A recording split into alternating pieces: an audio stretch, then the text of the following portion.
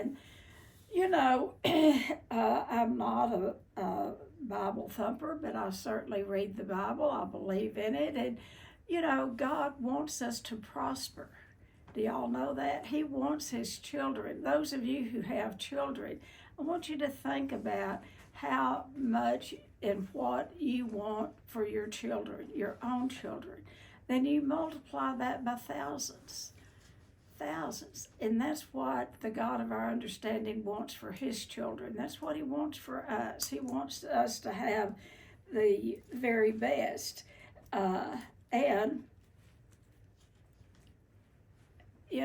the very best doesn't mean that it's always, big mega houses, fine cars, lots of money. It's not about that. It's about from the inside out, not the outside in. But he does want the very best for us. So, like I said, he wants to prosper us. And sometimes we're the ones, I got me some new Misty girl got me some new glasses. I got me some glasses this morning. Ooh, yeah. I like them though. All righty. The better to see y'all with. So, what we do a lot of times in ourselves, if we don't feel worthy of prosperity, if we don't feel worthy of of having the best things that life can give us, we put up a roadblock. We will put up a roadblock, and it's like, God, do not give me that. I'm not worthy of it. We don't know that on a conscious level, but we will absolutely put up a roadblock to keep from having everything our heart desires and everything God wants us to have. And I'm not talking so much about material things. Yes, he wants us to have food and clothing and shelter and transportation and jobs and all of that. But I'm talking more about from the inside out. And what your intentions are, what is, intentionality. We're going to get back whatever we put out there. I don't care one way or the other. It's going to find its way back to us. The good things and the not so good things. So this is why we need to be, Mister, will you push that back just a tad? We need to be careful about that. Push that back. Yeah, that's better. We need to be more mindful of what we put out in the universe. I mean, I believe this beyond all things because it's going to come back to us. Whatever we put out there will find its way back. And so we need to be intentional on what we want our lives to be like. If you go from this thing to this thing to that thing to something else, and you aren't grounded, if your feet are not grounded in prosperity thinking and grounded in what God wants us to do, that what we'll do is kind of float around. We'll float around. And so it's about being purposeful, kind of having an idea of this coming year. What would you want your life to look like? And, you might even find some specifics. What would you really want your life to look like? And it's a delicate balance between our wants and our needs. But this is about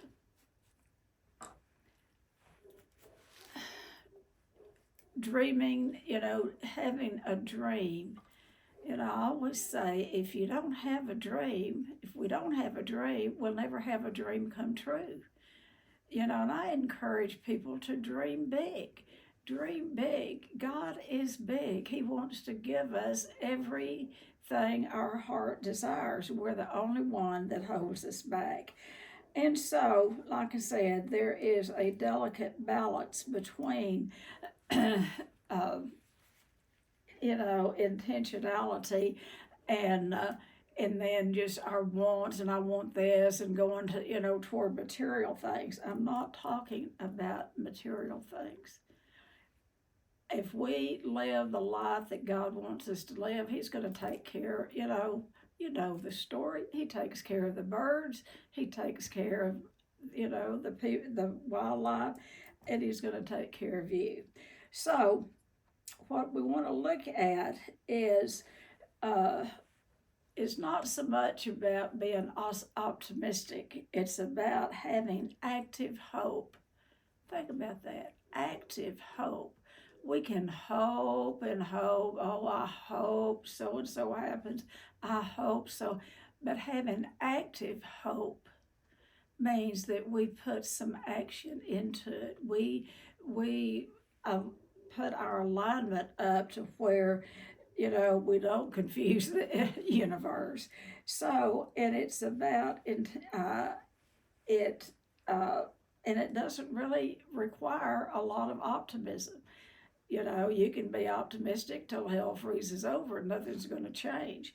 But if you have intentionality and know what your intentions are and where you're going and what, hopefully what you want to maybe accomplish for the year.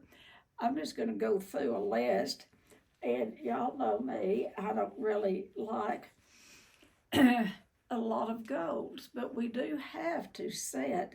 But number one, when you start setting New Year's resolutions, we set them so we can break them. But when I say about setting goals, I'm saying set measurable goals. Right now, probably, I don't know everyone in the world, but so many people are figuring out this morning how they're going to get rid of that weight that they've already gained, and they may not wait till after January the 1st, but they're all going to be thinking, this is when that $1 billion business comes alive, that weight loss business. And what I've heard and seen, and I did it myself years ago. I would set this impossible goals of weight loss. I'm going to lose 25 pounds in the coming month. I noticed Dr. Oz has something. I don't. Oh no. I look like I've got something on the top of my head, but I think it's something back there. But anyway, I was noticing Dr. Oz has this notice or something on Facebook about lose 47 pounds in a month if you follow whatever he's got. Now, don't click off here and go click on what Dr. Oz is selling, but that is absolutely BS. And but a lot of people will spend a lot of money with the idea they're going to get to lose 47 pounds in a month.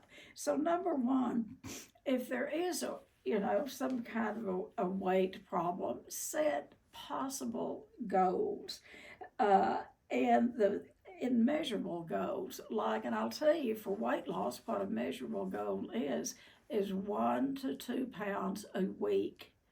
1 to 2 pounds a week. It's not 10, 15. It's 1 to 2 pounds a week. It is about changing our behavior. It's about not doing it for a short period of time. It's about doing this one day at a time for the rest of our lives, is what it is. And another thing, number two, is establish a daily routine. Don't confuse the universe. If you're all gung ho one day, we're going to do this, we're going to do that, we're going to do something else. If one day you're that way, then the next day you skip over to something else, and the next day you skip over to something else. And it's about staying focused. Don't confuse the universe. Your intentionality is really, what are you putting your intentions on for this coming year? The intentionality. And then Number three, many of these things I thought I have talked about these under other categories, but it all boils down to the same thing, in a lot of ways. But number three is if you want to live a good life in the coming year with intentionality, with purpose, strengthen your relationships. Look at your relationships. And I say this all the time because I believe it.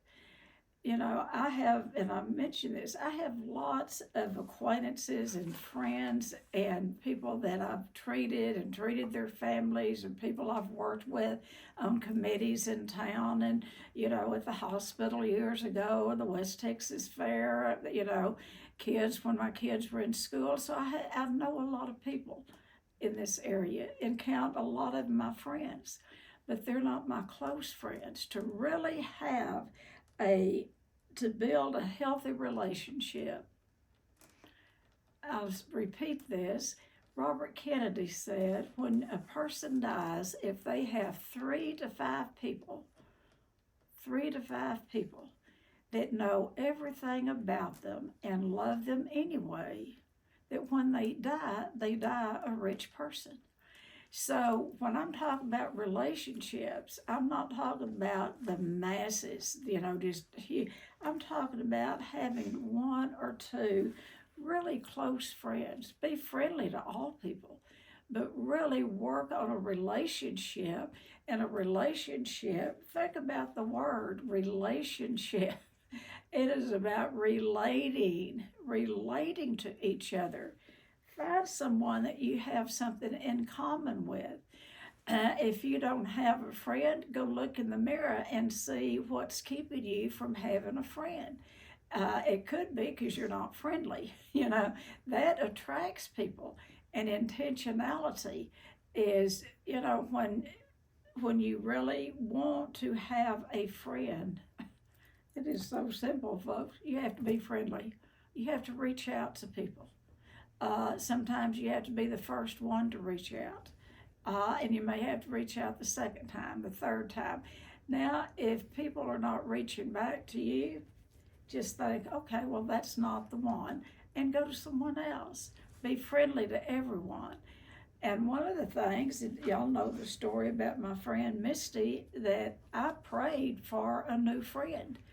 I was at a low place in my life where my husband had died, one of my very best friends. Well, I had 5 really good friends and sponsors, and they had all died within 3 or 4 years.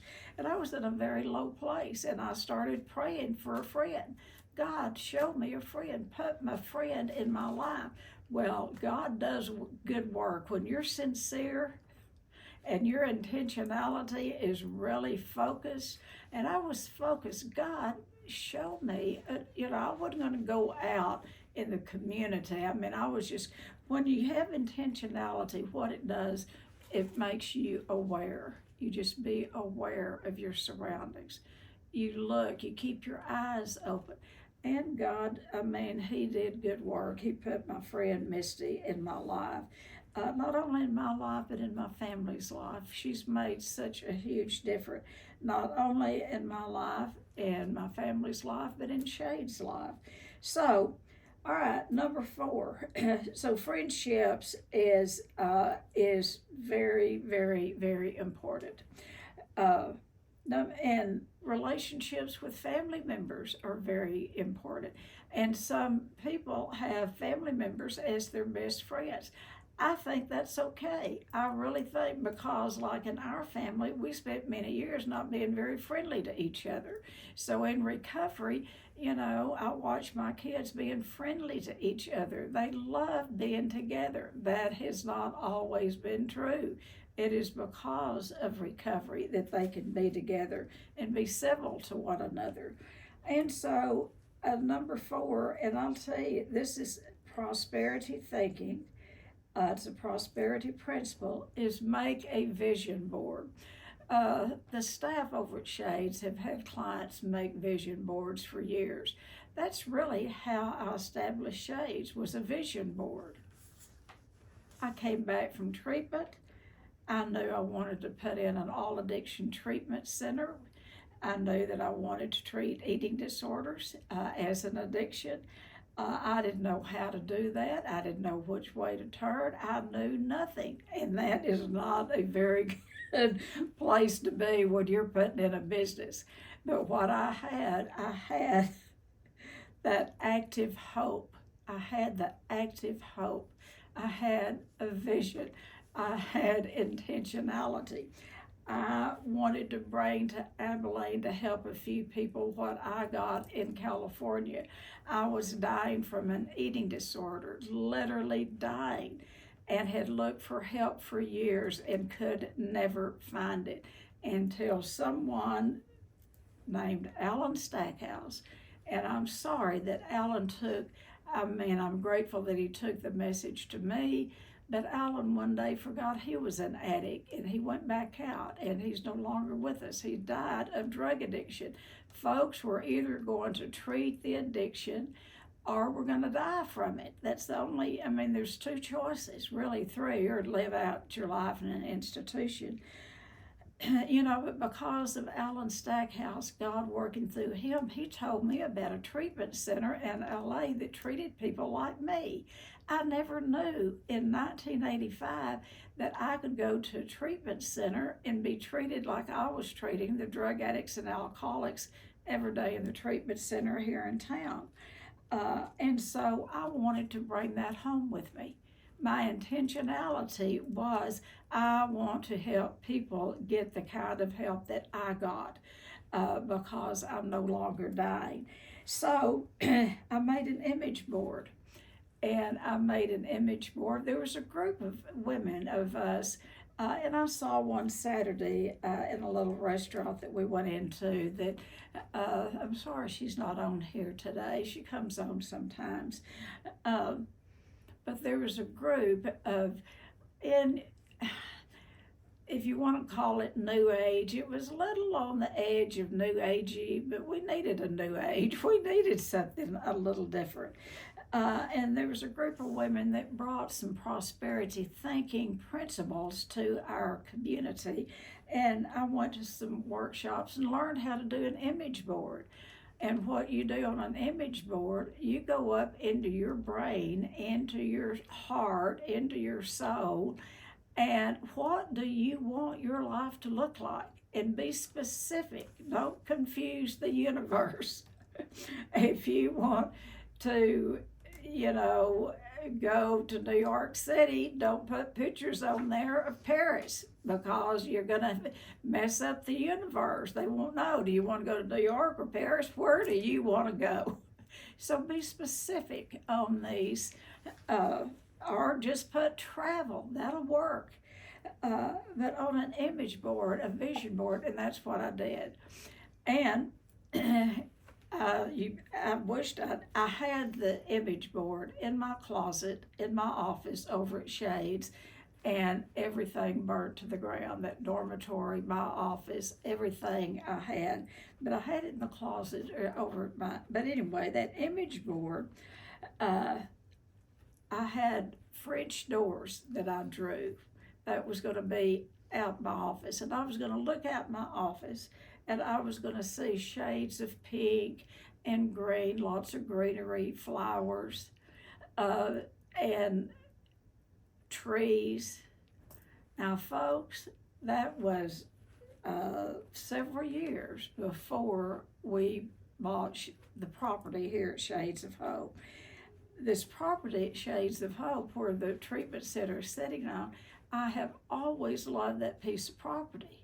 In the early days when I weighed nearly 300 pounds and my husband was drinking and we were not a happy match, we were not a happy couple, we would fuss and fight, and I would drive out here. We didn't live out here at Buffalo Gap, but I would drive out here and I would walk under those oak trees, the property that I now own where the treatment center is sitting. Buffalo Gap, there's a gap here between two little mountains, and this is where the Indians would migrate, and they would go from the winter time, and they would come down to the south, and then they would herd the buffalo, and they would go back, and so that's why it's called Buffalo Gap. And it's like sacred ground. There's also was an underground spring. We have the huge oak trees that Abilene or the other surrounding towns don't have. They have some, but we have the most oak trees here in this little bitty town. And we had an oak tree in the center of the center there that was over 600 years old. But nevertheless, back in those days, I had no earthly idea that I would ever own that piece of property. But I would come out here and walk because it was healing, it was soothing, it was like the elders, those Indian, I could sense the peace there. And, fast forward, many years fast forward, and I won't go into how that story, how it came about, but it was all a miracle about how I got to buy the property at Shades of Hope. And so make an image board. And when I walked on there, and Shades of Hope used to be a fine dining restaurant. It was several things, but one of the things, it was fine dining. It's kind of ironic that it turned out to be an eating disorder unit. But anyway, one of the rooms there, they had these fine little shops, $high-dollar shops in all of the rooms. And in the office, in the room that I took from my office, was a dress shop. And it had some little French doors, and it looked out over those green oak trees, and there was pink flowers around that. That was on my image board. And I didn't know anything about French doors at that property. So you put those intentions out there, and if it's meant to be, God's going to bring them to you. That's why you have to keep your eyes wide open and stay focused. All right. So make an image board. Put on there what your intentions are, even though you think it's not a possibility. God is in the business of possibilities. We're the ones who block the possibilities. All right, number 5, and I'm starring this because this is something that I need to do again right now, is declutter your space. Declutter and clear away the old to make way for the new.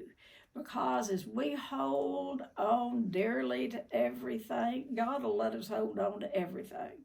But it's about prosperity, is about openness. It's about opening your arms. It's about opening up to give, put out in the universe, get rid of the old clutter, and create an opening for new stuff to come in. Not so much new stuff. I'm not talking about stuff, but I am, when I'm talking about declutter your space, a lot of it I am talking about decluttering the space. Get out things that you don't really. Now, I'm not going to get rid of everything in my house, because there is not one thing in my house that doesn't have a story behind it. I don't have just stuff to decorate. Everything has a story. And I've got it pretty much narrowed down, the things that speak to me. Number 6 is going into the new year, make deliberate spending choices. Make deliberate. Be careful what you do with your money. Your money really speaks a lot about us. Where we put our money is where we put who we really are. Whatever we put our money, and I hate to say that because I do like clothes. Okay, I do like clothes. I don't.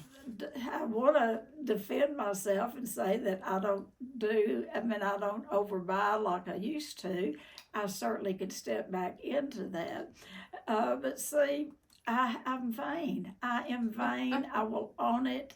I love to look nice. I've loved to look nice since I was 4 years old. I can remember refusing to go into like a hamburger joint until my mother, we were on a trip, and until until she put a starched and iron dress on me, I wasn't getting out of that car.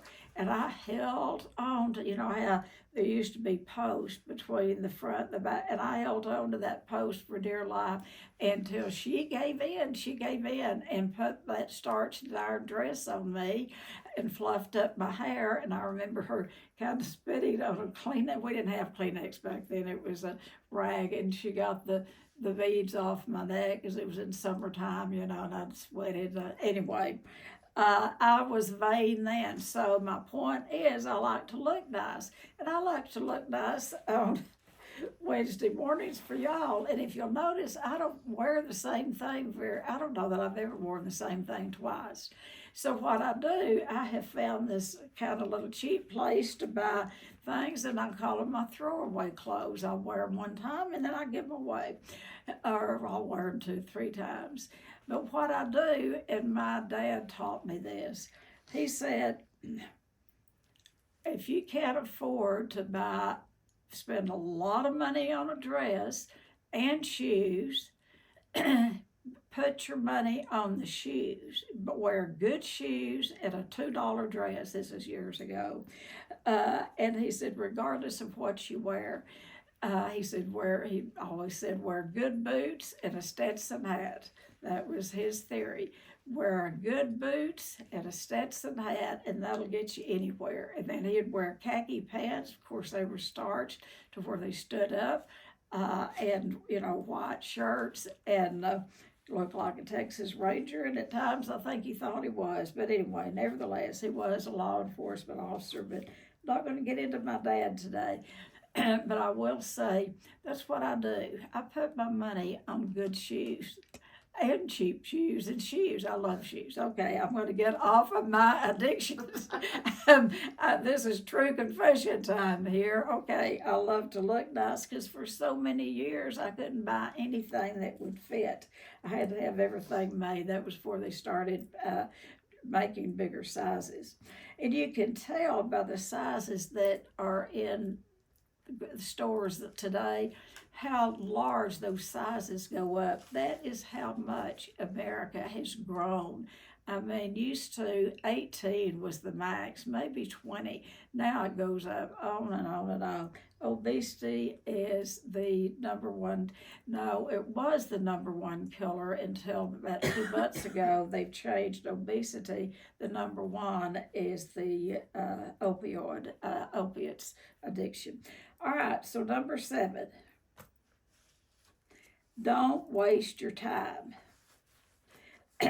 On the other side of the coin, don't waste your time.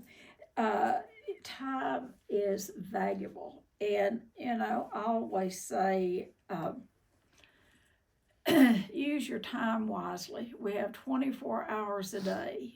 You break that down, 24 hours, 8 hours rest, 8 hours play, and 8 hours work.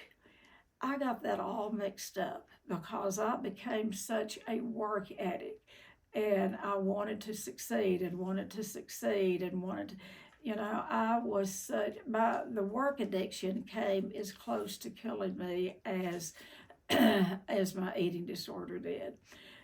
When you're working 14, 15, 16 hours a day, laying down, sleeping a few hours, not even sleeping, just thinking about what you need to do when you get up, this never stopping in your head, and working hours upon hours upon hours. Alcoholics have what we call blackouts. I mean, it is scientific blackouts. It's alcohol amnesia.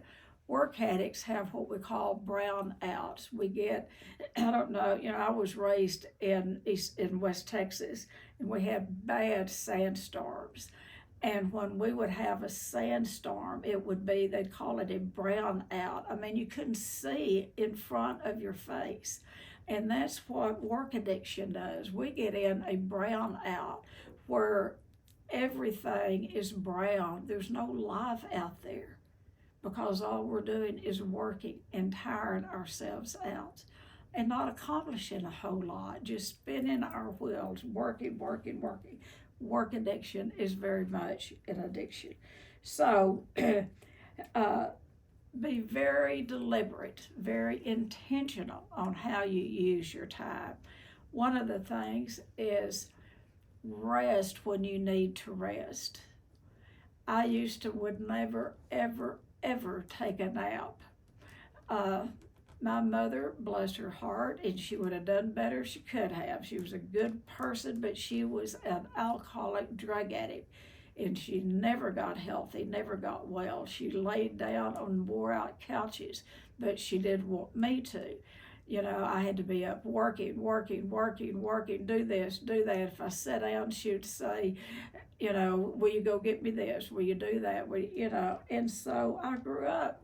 That's what I knew was to work and caretake and caretake and work.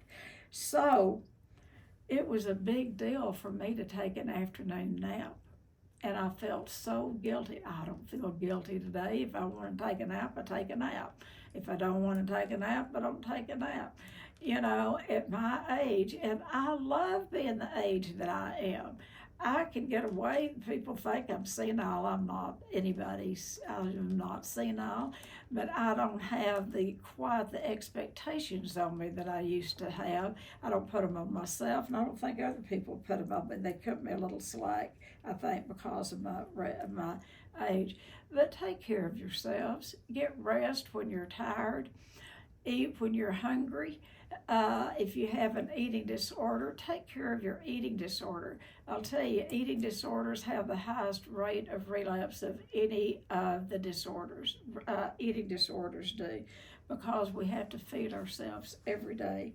So look at, if you have an eating disorder and you're slipping and sliding around, you might want to look at that. All right, number 8, monitor your mental health. Mental health is important. I'm very selective today. I mean, I love people. I really love people, and used to in my untreated codependency days, I went out searching for people that I could help, and I'm not exaggerating. I get embarrassed by myself sometimes thinking about who, you know, I was always out there trying to help somebody, whether they wanted me to or not, you know. And today, I don't do that. So really monitor your mental health. And the big book of Alcoholics Anonymous talks about, for alcoholics, and I think this goes for drug addicts, people with eating disorders, with any addiction, is what we have to be aware of is that getting irritable, restless, and discontented. We don't get that. I hate to tell you folks, we don't get that. If you're going to recover from an addiction, you might get irritable, restless, and get discontented. You know, allow yourself to be there 5 minutes, 20, or whatever. Pick up that phone and call a sponsor and talk about that discontent and talk about, you know, your in-laws, outlaws, whatever's, you know, causing you problems. Talk about it. Talk about it. But that is dangerous for an addict to get irritable, restless, and discontented. I don't know if y'all have seen this little girl. I just love her on Facebook. She's about 6 years old, probably in the first grade. And she comes in from school, and her dad says something about, do you want to go help me out in the barn? And what she says was, don't mess with me. I'm cranky. I'm out of sorts. I've had a bad day at school, and I want to just go rest. And anyway, it's just the cutest thing. And we can all take that. We don't have to tell everybody we're cranky, but when we get cranky, take some time off. Give yourself a break. And look at the bottom line, really what's going on the inside, that you're restless, irritable, and discontented. That is a setup for an addict, because the next thing our brain will tell us, well, I know how you can feel better. Go overeat, go starve yourself. How about a little drink? Smoking a joint won't hurt, and they'll never know it. That is what is the dangerous part for addicts, to get irritable, restless, and discontented. That's something that, if you're going to stay clean and sober, that's something that, that we don't have the privilege to do anymore if you really want to stay clean and sober. You might have a bad afternoon, but you're going to have to get over yourself. You're going to have to get over it, get out of that attitude, and get into an attitude of gratitude. Go do something for somebody else without being found out. Do something besides sitting and being with yourself and being irritable, restless, and discontented. Monitor your mental health. If you're feeling crazy, go to a meeting. Go to a meeting. And so there's different levels of intentionality. That's what we're talking about, is in what you put your attention to and your intention. That's what you're going to do. That is what you're going to do, folks. And so intentionality, there's different levels of it. There is much more to the levels of intention than simply talking about it. You can't just talk about it. And also, there is more than just taking action. You do have to take the action, but you've got to figure out in this intentionality the action to take. Don't just go off and do this, that, and something else. That is splitting the energy. Do you know what I mean by splitting the energy? When you get too many things going at the same time, it's like the universe is going to let you do it. And you can call the universe God, you can call it the Supreme Being, you can call it Jesus Christ, whatever you call the universe. That is that energy that you put out. And if you are scattered in your intentionality, it confuses. It confuses. So one of the things is be focused on what you really, your intention really is. And it is about being intentional in how you speak. You can't say one thing and do something else. People are not going to believe you. You're not going to believe yourself if you speak one way and act another way. And then number 3 is look at what you think. Our thinking gets us in trouble. What we think, see if I'm getting this right, Kim, what we think becomes a habit. And that habit becomes, what is it, Kim? Help me. What we think, this is right out of the big book, what we think is how we act becomes a habit, and that habit becomes our character or who we are. What we think is how we act, and how we act becomes a habit, and then that habit becomes our character. So watch your thinking, because our thinking gets us in trouble. I used to have a sponsor, and I'd call her and I'd say, I'm thinking, and she said, stop. That's what gets you in trouble, is your thinking. She'd tease me about your thinking. What have you got, going up there now? And then level 4 is the feelings. What are you feeling? What are you feeling? And then number 5 is how do you act? Put your action where your mouth is. You can't say one thing and act another way. People are not going to believe you. Okay, the purpose of intentionality is a first step toward a goal. It's the first step toward a goal. It's being intentional means showing up. 80 to 90% of your success in anything you do or we do, 80 to 90% of it is going to be to just show up. suit up and show up. I've got a friend here, Jeff, and I honor you, Jeff. He has very diligently showed up at Shades of Hope every morning, every weekday morning for several months doing morning meditation with the staff. He showed up, his intentions, he had intentionality of leading us in meditations. Now, that was his intention, but he did more than have that intentionality, didn't you, Jeff? Shake your head, yes. And what he did is he showed up. He didn't show up 80, 90%. He showed up every day, maybe one time, and he was sick that day, but he showed up.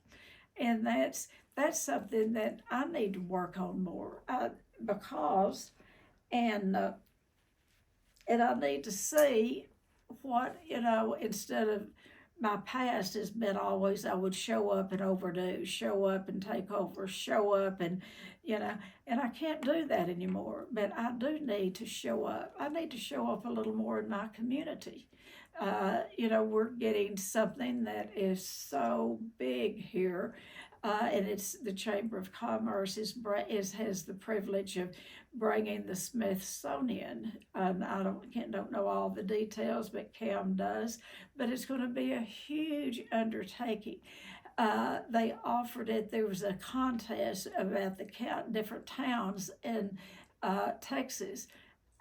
Buffalo Gap got this opportunity to bring the Smithsonian project to Buffalo Gap, and it's going to be in a couple of years, and that's going to take a lot of people being intentional in their action. I'm going to suit up and show up for that. I'm going to volunteer. It's going to take lots of volunteers, and so 90% of intentionality is just showing up. I remember when the fires, I don't know if y'all remember several years ago, the fire outbreak. There were outbreaks everywhere, but we had an outbreak in Abilene, Texas. An outbreak that went through a residential center. And I looked on there and saw the people that showed up to help. We had a fire here, our dorm burned down. People showed up to help. So showing up, I'm just wearing that out, but 80 to 90% of intentionality is just showing up, suiting up and showing up. And intentionality is the heartbeat by how our bodies operate. Intentionality is the heartbeat of our body. If we don't have intentions, healthy intentions, those of us that are alcoholic, we will use again unless our intentionality is centered with the action that we take, and showing up at meetings. So as we turn the corner to the new year, it's important to think about, what do you want to be or do in this coming year? In particular, how do you intend to show up with your friends? How do you intend to show up with your family? How do you need to show up or plan to show up in your profession? How do you plan to show up with your co-workers? Let's get it down to everyday business. How do you intend to show up in your 12-step programs? What are your intentions, your intentionality? And remember that right now this is prosperity principle. And I say it a lot, but it is a prosperity principle. Now is the moment of power. It's not January the 1st. It's not, sometime next week or next month. Now is the moment of power. How are you going to start showing up? How are you going to start having intentionality for today? What are you going to do with your life today? And it's up to us of how we're going to use that intentionality. Well, I intended to go to a meeting today. Well, I intended to call that sick friend.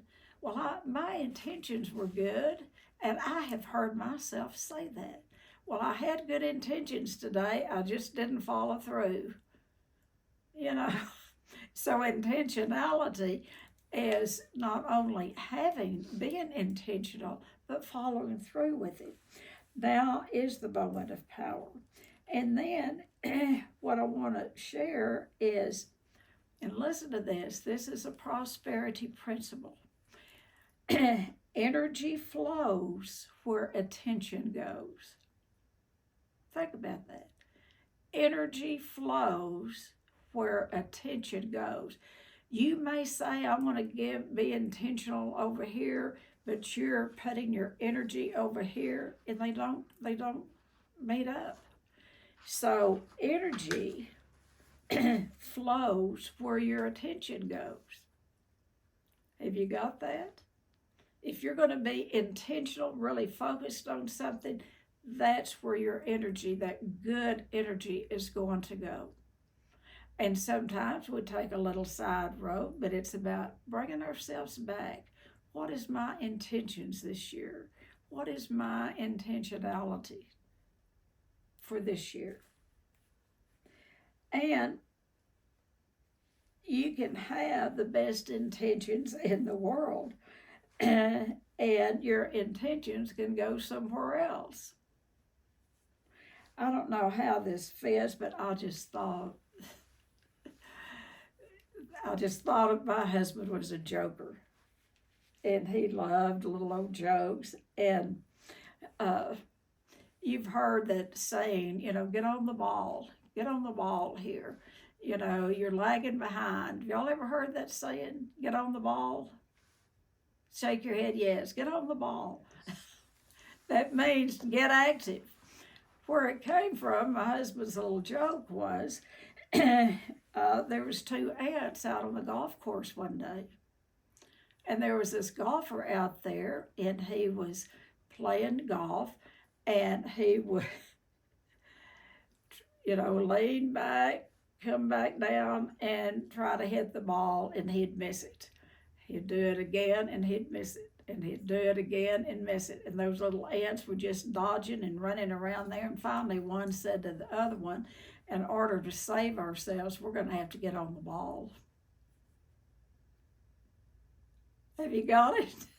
I don't know what that has to do with intentionality, but I just thought about that. If we really are going to do something to save ourselves, we're going to have to get on the ball here and know what our intentions are. I hope you've got something out of that, and I'd like to know what your intentions are for the coming year. And there's a difference between resolutions. Resolutions, people make them and then break them. And so anybody have anything about what we've talked about today? Intentionality. Any questions, comments?